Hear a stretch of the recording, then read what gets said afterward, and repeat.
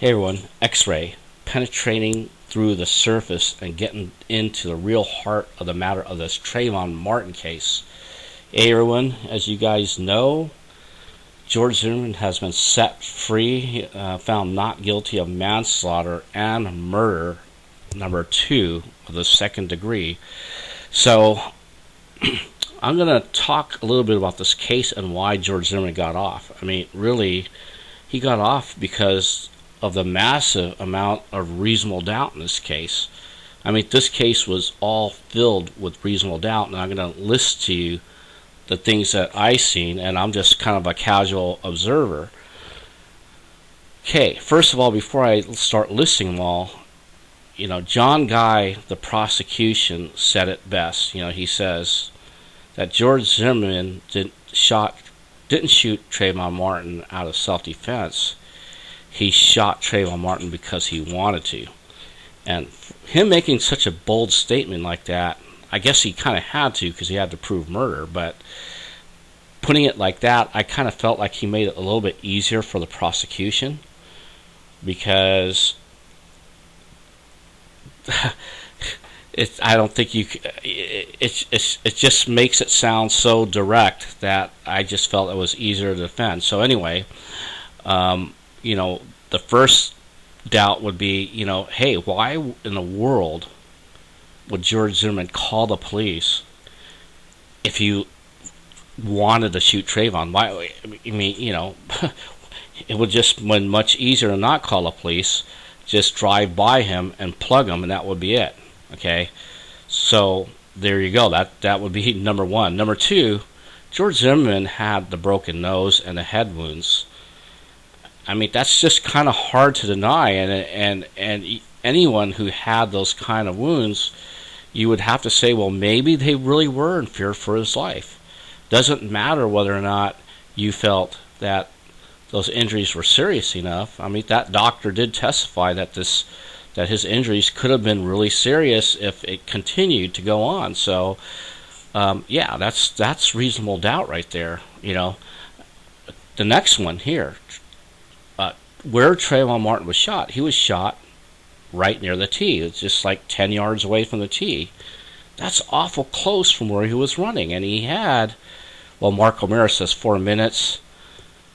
John Guy says that it was less than 4, but he didn't give a specific time. Again, another blunder I felt by the prosecution. What was Guy going to say? It was 3 minutes? Well, we knew it was somewhere between 3 and 4. So if he would have said 3 minutes, O'Meara could have just said, yeah, right. Still plenty of time. No matter what, the prosecution was in trouble, okay, once O'Meara brought that out. Okay, the next one that I would bring up as far as reasonable doubt is concerned is the fact that the state decided to use Rachel's testimony. A lot of people were wondering whether or not she was actually the state was ever going to use her, but the fact that they did left them no choice but to accept her whole testimony, really. And her testimony didn't have any forensics to back it up. People say, well, gee, George Zimmerman is a liar. How can we believe anything he says? Well, Rachel's a liar. How can we believe anything she says? But the problem is that for the prosecution is that George Zimmerman actually had forensic evidence to back him up. He had the head wounds, he had the broken nose, and more than anything, he had the location in which Trayvon Martin was shot, which was just 10 yards away from the tee. That's devastating. That's so much reasonable doubt there. I mean, really, if you take a look at it, whose story? If you didn't know anything about the color of these two people and you just had person A and person B, whose story sounds more believable?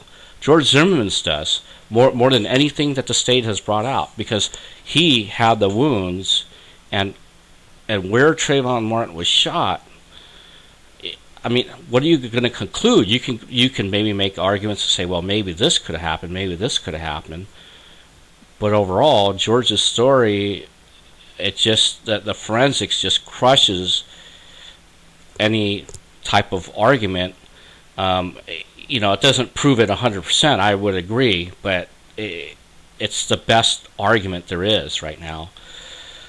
Okay, so the next reasonable doubt that I'm going to talk about, or problems that I have with this case, is that the prosecution said that George Zimmerman continued to chase Trayvon even though he was told not to, but they didn't offer any proof.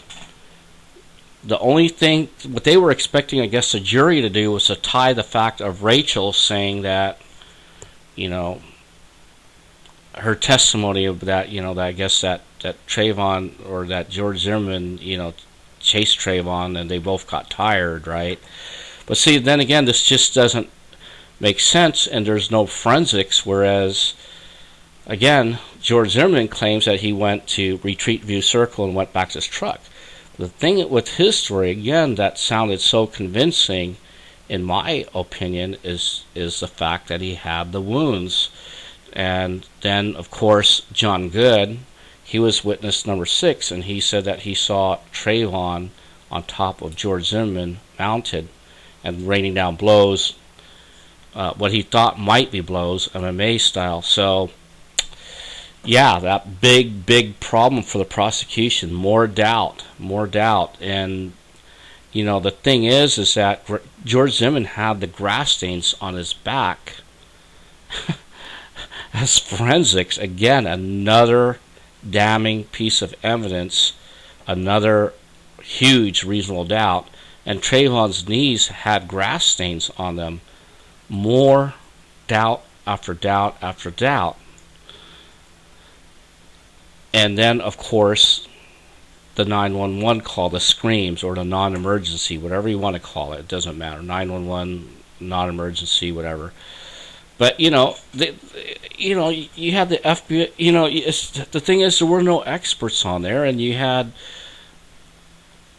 Trayvon's, side, and you had Zimmerman's side, and, it could have been either one of them screaming. But, again, there's a reasonable doubt. So, the thing I don't really understand, I can sympathize with people who are pro Trayvon, and they want to see, this, they think, that, well, he was, going to the store to get Skittles, and, well, maybe he did jump him, maybe he didn't jump him, but, I still think that George Zimmerman should go to jail anyway. I can understand that on an emotional level, but this is a court of law. You got to go according to the law. The law says that if you can't prove beyond reasonable doubt, you let it go. That's it. You got to set the person free. That's the law. Okay. So, and some of them that are trying to argue, and so, oh, by the way, I want to say this. I don't have much problems with people, Trayvon supporters, that says, I still think it was wrong.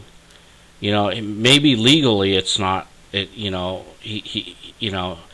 George Zimmerman should be set free.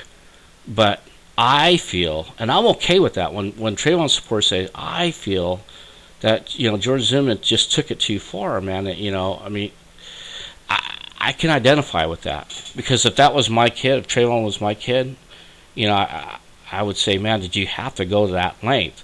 But then again, I also understand that it's hard to get inside George Zimmerman's brain. It's hard to say that he really wasn't fearing for his life. And so, when people turn around and they start arguing and they start saying stuff like, well, George Zimmerman, I can't believe anything he said because he's a liar. But then they'll take Rachel's story, who also lied, okay, and go with her story. And her story doesn't have any forensics to back it up. George Zimmerman at least has forensics to back up his story. But they're going to choose to use her story. I don't know. I don't understand why. So anyway, really, that's about it.